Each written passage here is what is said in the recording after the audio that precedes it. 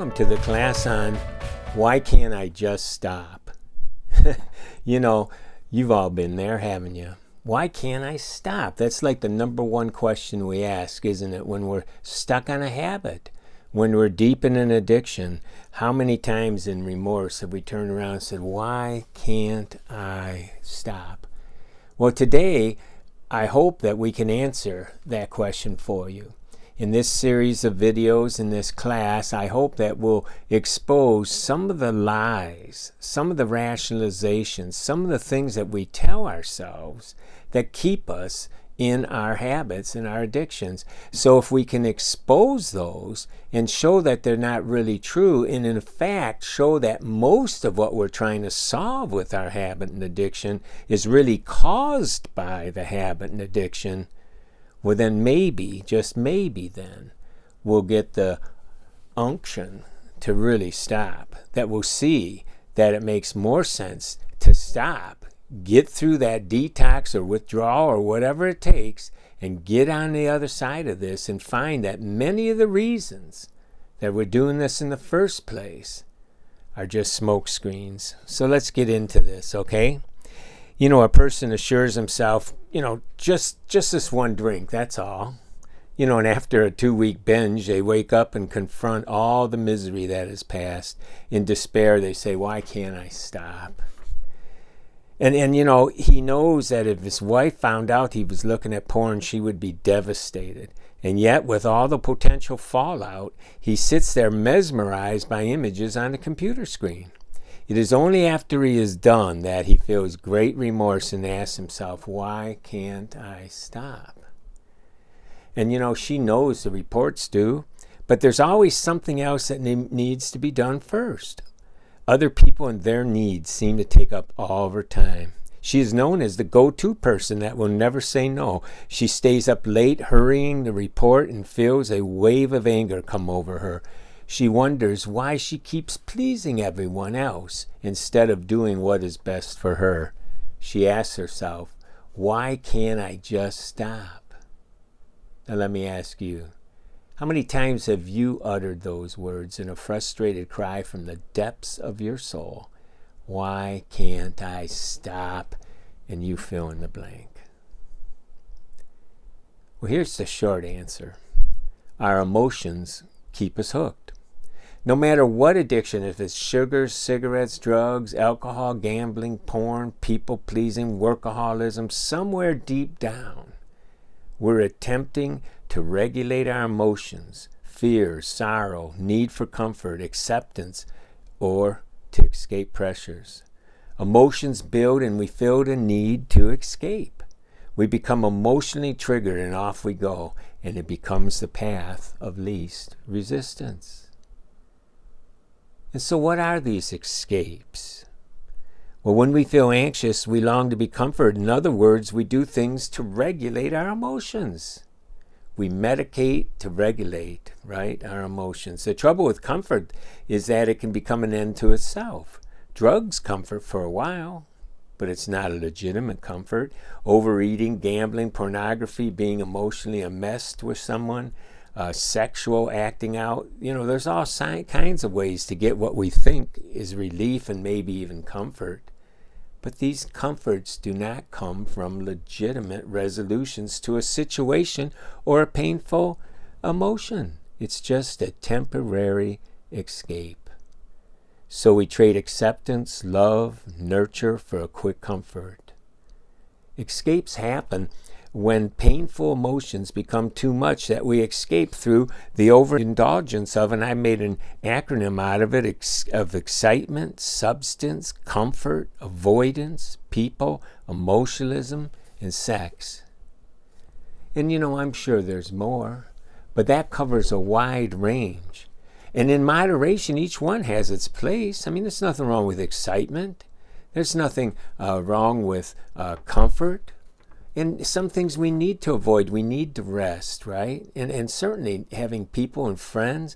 But when it's overdone, when it's done to excess, when it's done for the wrong reasons, when we're addicted, that's when we run into problems. That's when it is an escape and not a legitimate comfort. What we do, what we need instead, is to be emotionally resilient, to bounce back from our painful emotions, not escape from them. Emotional resilience means that when painful emotions occur, we're able to return to joy and peace. And that's the goal. That's the goal. That's what God desires for us. We have a class, a year-long class called Emotional Resilience, Living with the Fruit of the Spirit. And in there we teach how to be emotionally resilient. And that's what we need. That's what we need to trade for our addiction. But instead, many of us give in to fears. And fear is a predominant emotion that triggers us. It could be fear from the past or worries for tomorrow. Fear is the number one culprit that keeps us in the need for addiction. Fear alerts that amygdala part of our brain, which activates our dopamine system. Fear causes anxiety and cries out for comfort. Fear says, I must not stop or else I'll die. And that dopamine just keeps pumping, has a life of its own, and says, I have to have it, I have to have it, I have to have it. Do you think I'm too extreme? Then let me ask you a question that I've asked a lot of people in being a recovery coach. Here's the question. What would keep a person doing something that is bad for their health, gets in the way of relationships, ends up costing an inordinate amount of money, and does none of what it's promised? A deeply held fear. That's what would do it.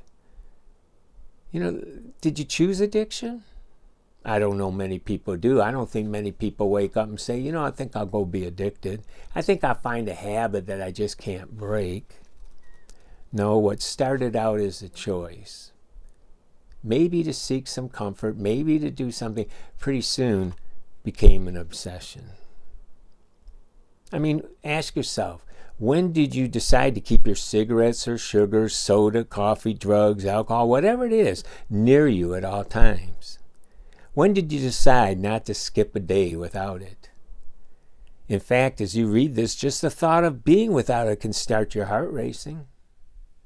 As your body tightens, you know that it's true.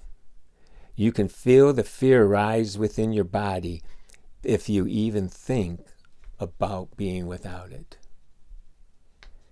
The number one reason that most people relapse is that they don't close every door. They're too afraid, and the fear is there. They're too afraid to board every window, lock every door, and plug every hole. They must leave a little secret way to get to that addiction. So what is the real way out?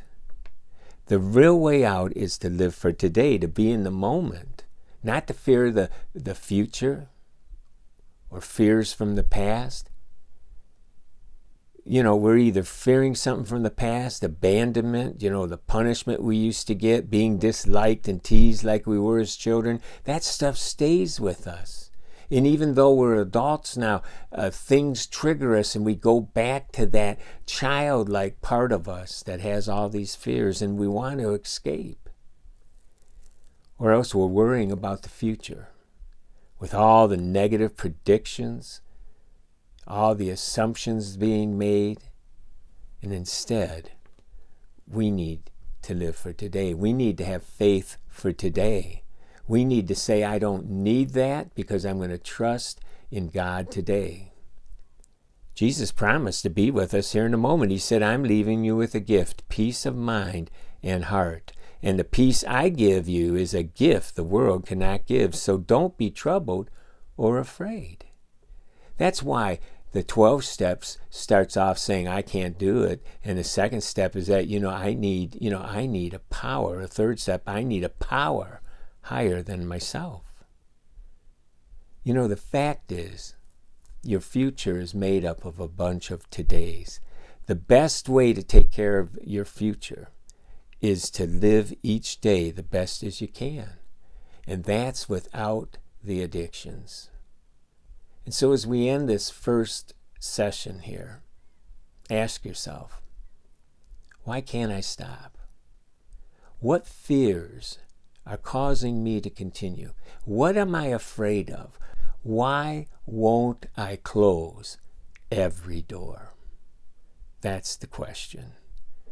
And next time, we're going to look at the fact that addiction is a liar. Thanks for listening to the Breaking Bad Habits series. Please like and subscribe so you won't miss any other videos that we will be posting. Make sure that you let others know about this exciting series. For books, videos, and other helpful materials, go to ronovit.com.